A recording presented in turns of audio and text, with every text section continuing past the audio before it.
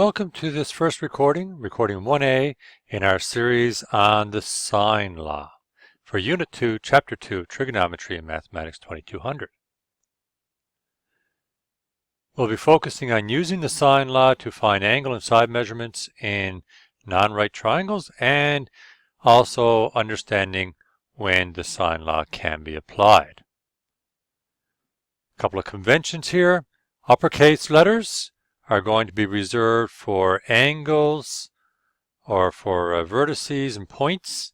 We also sometimes use them for angles. And lowercase letters will be reserved for side measurements. And a convention here is that lowercase letters are across from the corresponding capital letter within the triangle. The sine law is sine of A over A equals sine of angle B over side measurement B equals sine of angle C over side measurement C.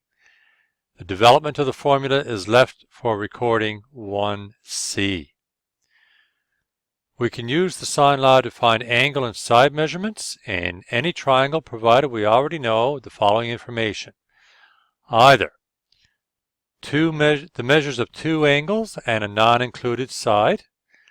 That means the side is not shared by the two angles. The measures of two angles and an included side, or the measures of two sides and a non-included angle. So we call those three conditions AAS, ASA, SSA. Let's have a look at an example. In triangle PQR, angle P is 36 degrees, angle R is 110 degrees, and lowercase q is 23.4 meters. Determine the measure of lowercase p to the nearest tenth of a meter. We sketch the triangle. We're told angle R is 110 degrees, so I'll put R here, it's obtuse. And lowercase p, or rather uppercase P, is 36 degrees. So I'll put P up here and Q down here. The reason I do that is because Q must be a little smaller than R is. I'm just switching colors here. Angle Q is equal to 180 degrees, subtract the 36, subtract the 110 degrees, which is equal to 34 degrees. So we put that in there. You notice I make my angle symbol with a little arc through them so that we don't confuse them with the letter L when we're handwriting. We set up our sine law.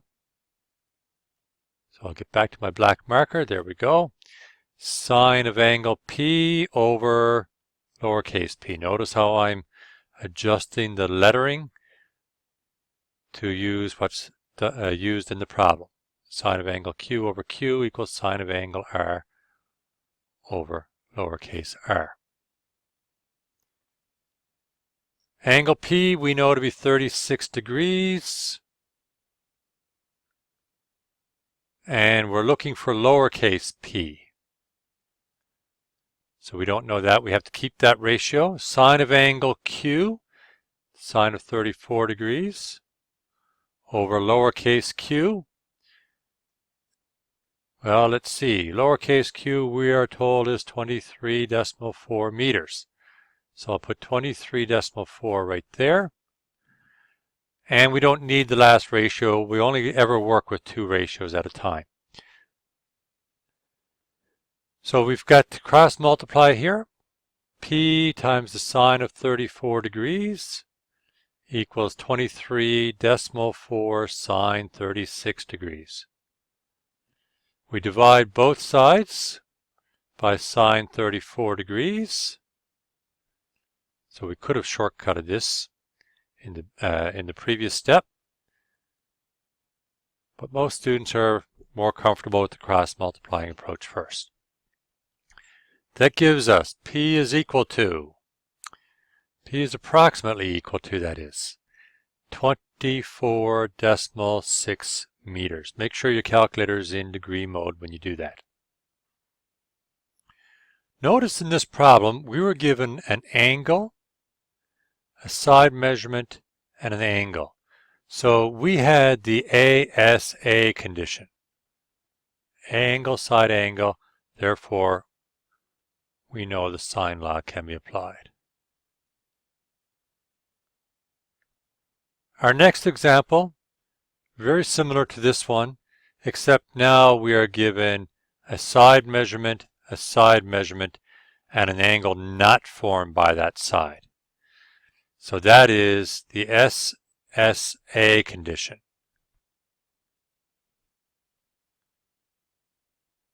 Once again, the sine law applies, but this time it's an angle we're looking for.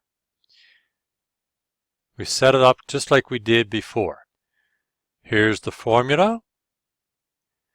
Here's what we get when we substitute all the known values in. Notice it's the middle ratio this time, sine q over q, which is not going to be of any benefit to us. It's the first and the last one.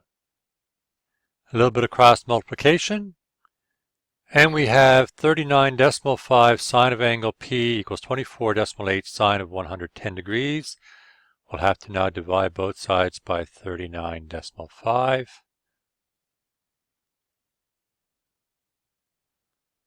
And we will get sine of angle P is approximately equal to, the sine of angle P is approximately equal to 0.5890. I'll need to go to a new slide. So angle P is equal to the inverse sine of 0.5890, which gives us approximately, to the nearest degree as requested, 36 degrees. To conclude, for a given triangle, the sine law can be used to find unknown side lengths when we know either angle-angle-side, angle-side-angle, or side-side-angle.